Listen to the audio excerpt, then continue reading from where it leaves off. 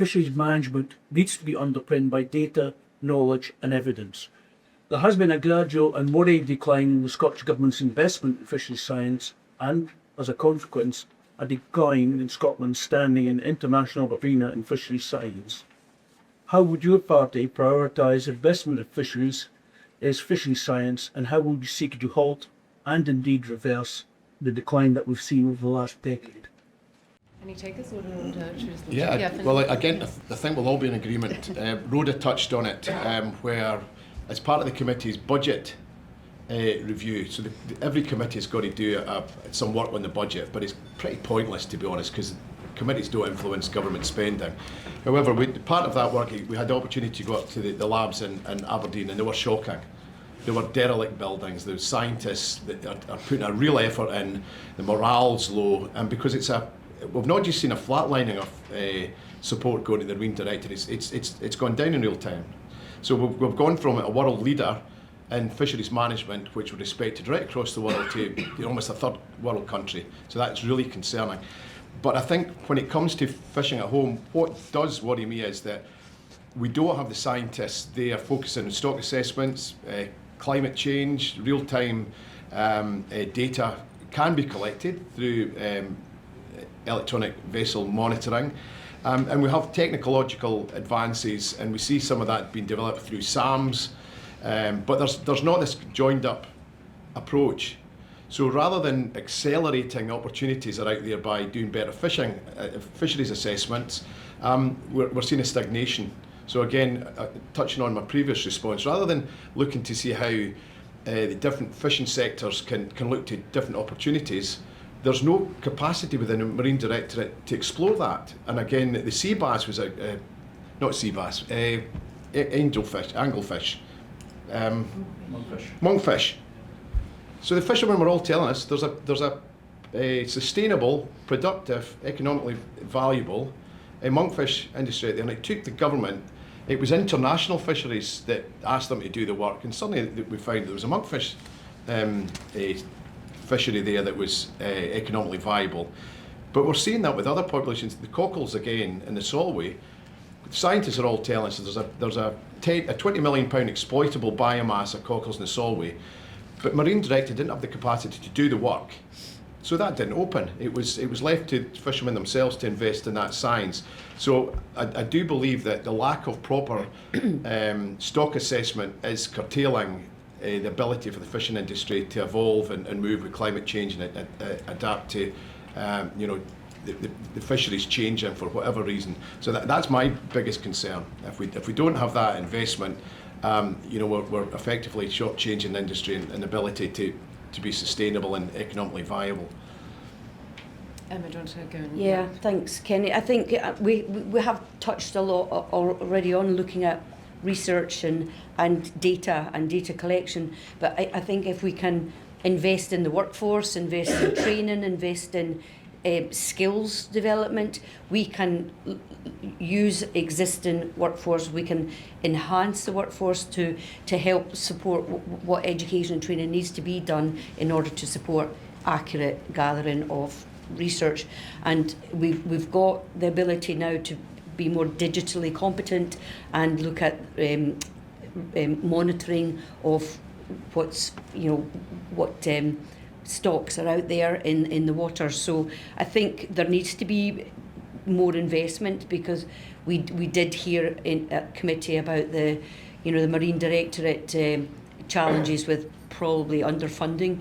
We need to see the Marine Directorate probably being a bit more nimble and flexible, but sometimes government departments are not as nimble as we want them to be, especially when the evidence the evidence that says you need to change their tact, or you need to look at what alternate stocks could be assigned, for instance. So I would be keen to look at what future investment needs to happen so that we can invest in supporting further education, skills development, and take that forward. How would you prioritise that funding? How would you actually kind of make that happen in terms of, you're saying what you want to do with the funding, but how would we prioritise that with the current government, potentially the next one? So, not even a further review. It's just like looking at where the priorities need to be. And so government officials, Marine Directorate need to be hearing what's happening on the ground, what's happening out in our seas, so that they can then, advise whoever's the next ministers to make recommendations in order to, support sustainable fishing. Mm-hmm. So just more on the ground action then. Yeah, no, on the ground, on the water, really. Yeah. Sorry, let's see. You want to say? I think Beatrice talked about the shape of the marine labs in Aberdeen, which were basically disastrous. There was a lecture theatre full of fridges and freezers. Half their kind of work was homed out to one of the universities. Buildings had been taken down, other buildings were unsafe. I mean, how people could work in that situation, I don't know. But there's also a more fundamental issue with the marine labs in that they're part of government. And so part of the Marine Directorate.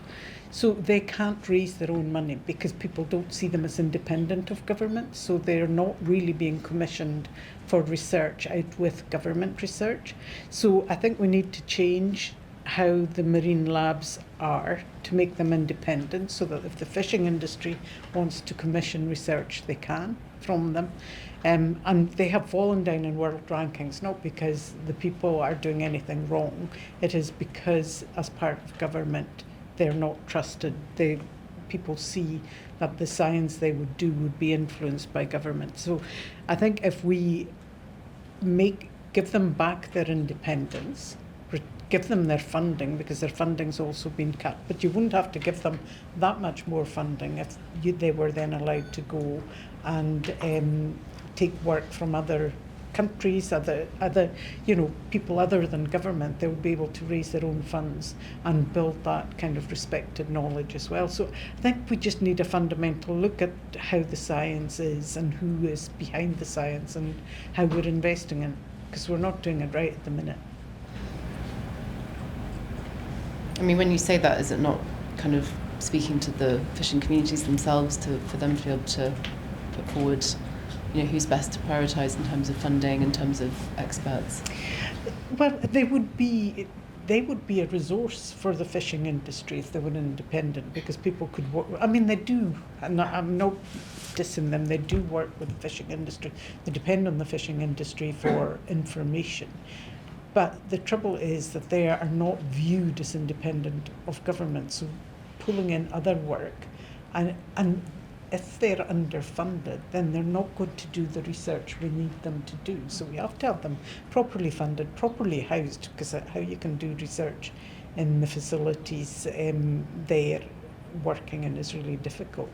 But also to build up that international research base that is respected, and it's a shift of how they are governed. It's a governance issue that would allow them to do that. Okay, so how can we prioritise investment? I mean, across the different parties represented here, how do you prioritise investment to make sure that is very much carried out? At the risk of saying too much about this, we would certainly restore and increase the budget, and it's all about priorities. So in the 10 years that I've been involved in either the Environment Committee or the convener of the Rural Affairs, we've seen a cut in the Rural Affairs portfolio year on year. So it's not flat-lined. It's actually been cut in real terms dramatically. So whether that's food production, agriculture, or whether it's the fisheries, this SNP government have not made it a priority. It's the only portfolio across every portfolio in the government, whether it's health, transport, education, it's the only portfolio that's been cut. So it's quite clear this SNP government don't prioritise food security, they don't prioritise fishing, they don't prioritise agriculture. It's the fall guy. It's that portfolio that's cut year on year, and I don't think Emma committed to change to do something to change that priority, but we need to see a dramatic change, because it's incredibly important. Food security, I had some figures there. 98% of people think that food security is a priority. Well, it's not a priority to this government.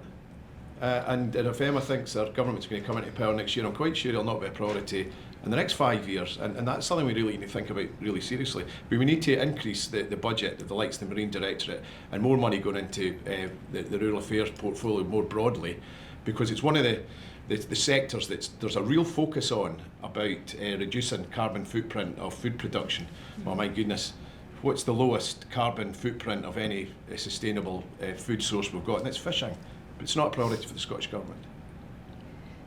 I think it is a priority. I think there's challenges when the budget is being proposed and planned.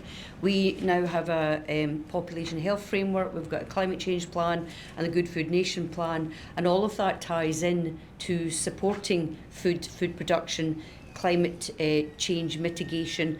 And Finlay's right, like, you know, fishing is it's less carbon intensive than other food producing methods. So I think you know, given what we've witnessed and what the committee took evidence about marine and marine support, I think it's something that you know, I can be lobbying the next ministers to say you need to invest more and need to put more funding in to support the Marine Directorate and ultimately support fishing and food production.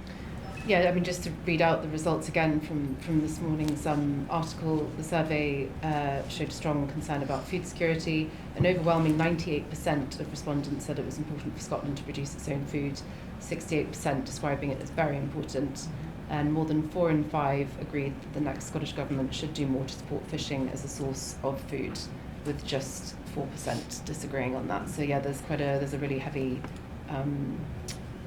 very strong support for food security being prioritised, very much so, from that survey. Yeah, well, given what's happening in the Middle East right now, and we're seeing that disruption to fuel, you know, our homes that rely on kerosene for heating, and, you know, there's some real challenges. And I think, given what's happening in the Middle East right now, people are very much aware of the need for energy security and food security as well. So I'm very aware of what is being taken forward in terms of onshore food production and supporting, you know, more food security in terms of working with farmers.